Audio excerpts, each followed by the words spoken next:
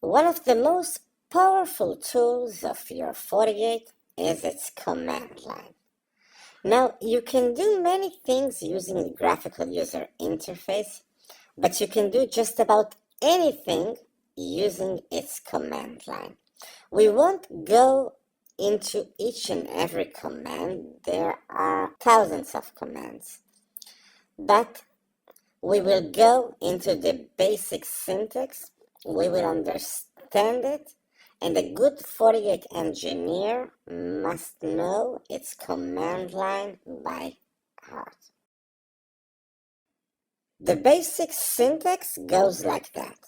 A command, which can be config, show, get, execute, a subcommand, such as edit, and an object, such as interface. And you will use values and fields and different options when you use the command line. Now let's move over to some examples. The get command retrieves information about the operation or the performance of your FortiGate unit.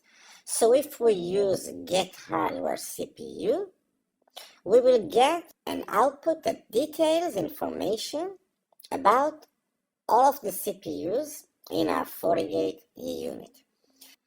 Another command is the config. We use it to change our FortiGate configurations.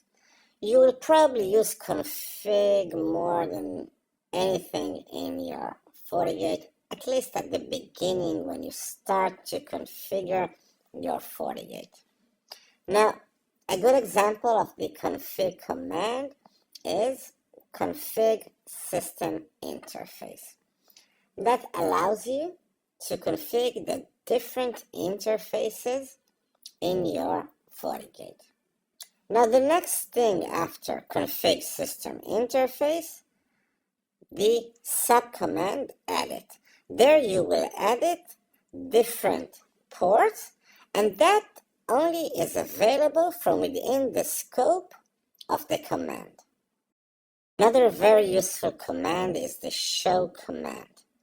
The get and the show command use mostly the same syntax as the config command. They display different parts of the configuration, but unlike the get command, the show command does not display settings that are assumed to remain in their default state.